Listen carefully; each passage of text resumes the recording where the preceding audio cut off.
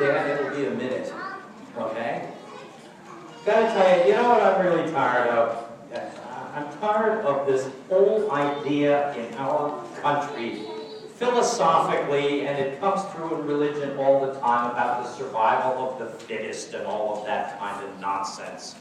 I've been getting some emails from people and things through Facebook on the private chat lines and all that business, and they're sending me stuff from Alfred Lord Tennyson.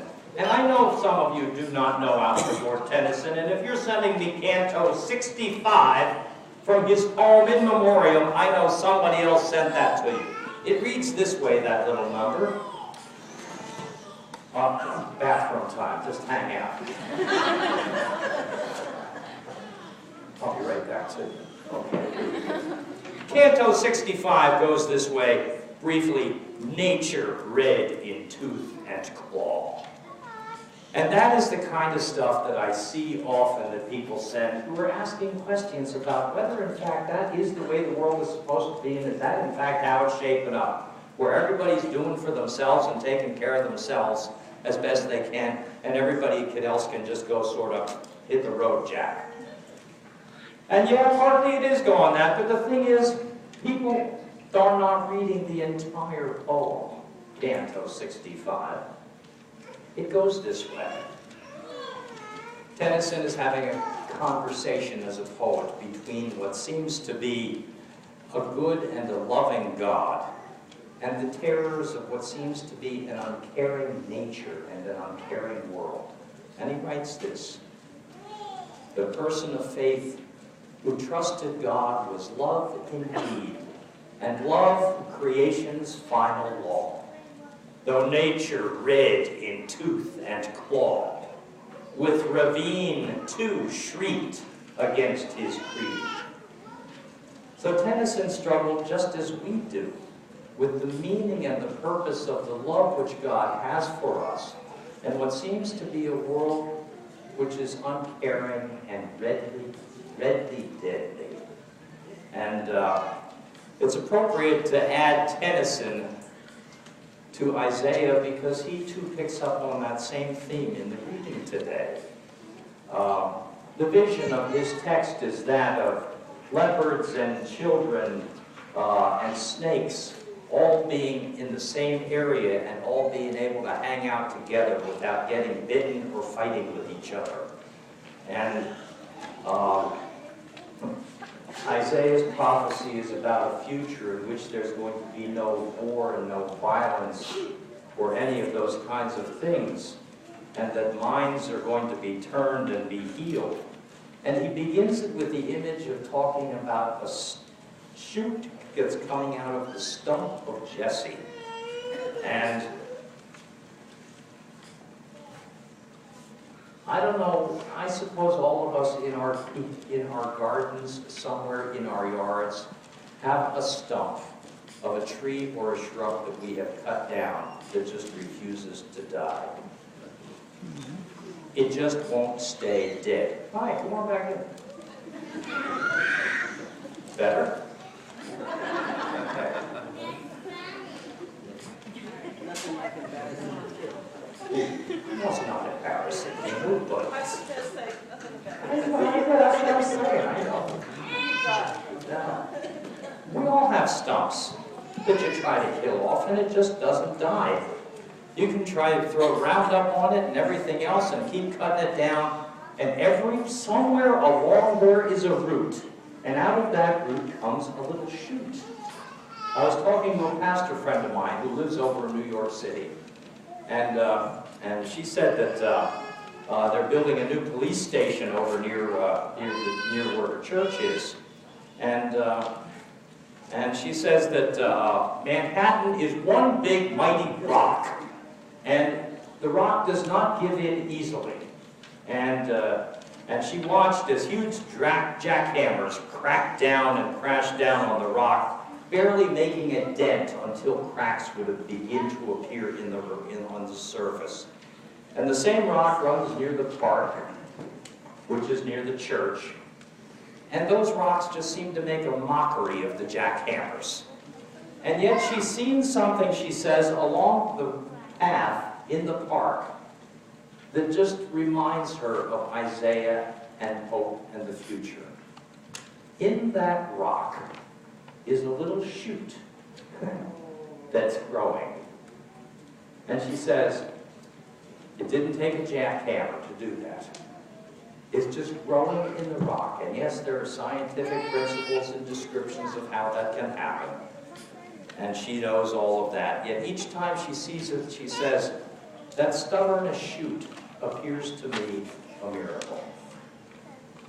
I was talking to somebody else who works in the city last week, who every day for years has seen the same man walking to the coffee stand. She goes every morning to get her cup of coffee. I don't know whether she gets a latte or whether she just gets regular coffee. And the newspaper. And she sees the guy every single day. And then she had heard that his wife died. And so for months and months, she saw him, but he would never talk to her again. For months. Head down, he would come in, get his coffee, pay for it, get the paper, walk out, head down, and never say hi. And she would always continue to say hi to him. And then somewhere along the line, last week, she said, I said, hi. And he looked up at me and he said, good morning, Barbara. Going for your paper and coffee? Well, he walked beside me, eager to talk. I could not know what brought the change. It seemed so sudden. Maybe it wasn't sudden for him at all. Maybe for him it was painfully slow. Painfully slow. Like a seedling pushing through the rock toward the sunlight. There must have been an explanation, but to Barbara, it seemed like a miracle. This is the kind of thinking that Isaiah says is a gift to you, a gift of prophecy. We're waiting for Mom. And the gift of prophecy to you will always meet you in your faith. And your faith will always be known by you at the point where you can see a shoot coming up out of what seems to be a dead or a deadly situation or circumstance. The third image, of course, that Isaiah does is to describe it as a communal shoot. And that's, Dan, why I'm calling on you right now, putting the heat on you, bud. See, because Daniel's going to play the piano for us right now. And what's going on?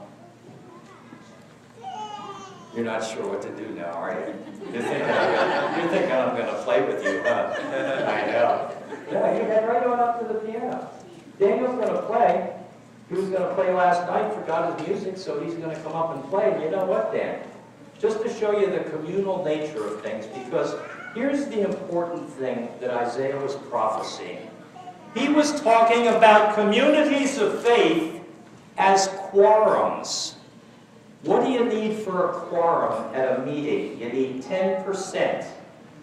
Isaiah's whole prophecy, 66 chapters, again and again, is about the nature of God's acting with a quorum, a minority of people, a shoot, population-wise, that was going to have an impact on the future of people's lives by prophesying words of hope, of grace, and helping people to learn to see through the eyes of faith the goodness that God presents before your face. And now I'm going to invite all of our young people who can't see to come up and gather around Dan while he plays. Well, Daniel, this is a communal thing, right? So let's have all of our young people come on up so you can see how you play on the keyboard. Come on up. Come right on over here. You can stand right around him. You can watch how his fingers come on. You can bring the alligator with you, Lance. Just don't let him attack Daniel while he's playing. Come on over. Yeah, come on over here so you can see. Good. Come on in here so you can see. Now, before you start, now here's the important thing. Here's the important thing. Local communities of faith, as in churches, are local communities of meaning and purpose. And one of the things which is absent in the philosophy in which all is bloody and tearing apart and ripping apart of lives has to do with an absence of communities of meaning and purpose. And churches are those places of meaning and purpose. Dan, you haven't gotten to this point because did you not start with one finger when you started playing the piano? Huh? Did you start playing with one finger? Play with one finger, something.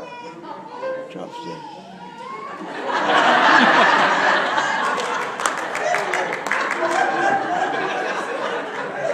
All right. Now, I know you're all amused, and I am too. That was very good. See, he's playing with me now. But you see, this is how you start to shape a community. Because how long does it take to get a community, all of us, to get to know each other in a variety of ways? He and I have been out there cracking bricks, too, in the back. So now I know him, beginning to know him in a different way, as a man who started playing with one finger, the note. Did it? You see? We're building a community. And now, we're going to watch him play with both hands, with all of his fingers, where he started with just one. What are you playing? Okay, stunning. Well, do it up for us.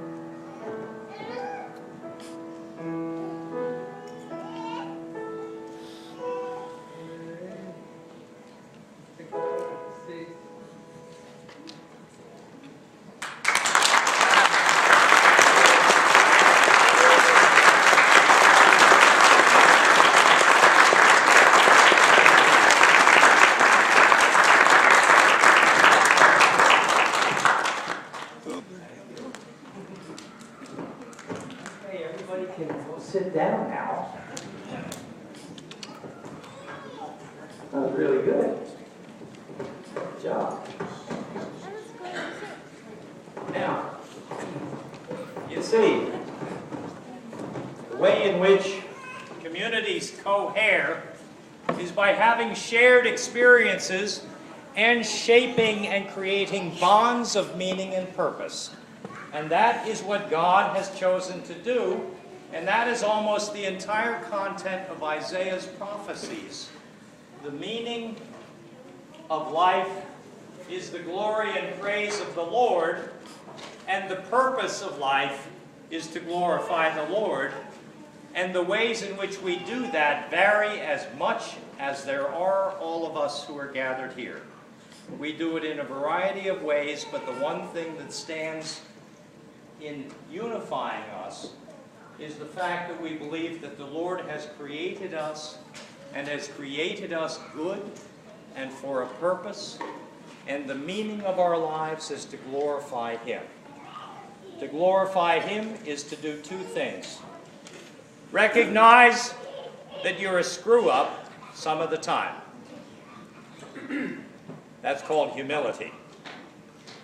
And at the same time, recognize that God has given you gifts, and good gifts. And a proper humility is recognizing that you do have gifts, that you cultivate, as Daniel has cultivated and is cultivating his gift in the midst of this community. As our teachers are cultivating their gifts, as our musicians continue to cultivate theirs. That is the nature and purpose of life in the faith, in the Christian community. It's a good gift that we've been given. The Advent season today is the day of peace. And to be one who can offer peace in the midst of conflict and strife, whether it be in your family, amongst your friends, in your larger communities, that is a gift that is worth giving because it saves lives. It reconciles people who are torn apart, and it offers them all a future which does not presently exist. There is much we've been gifted with,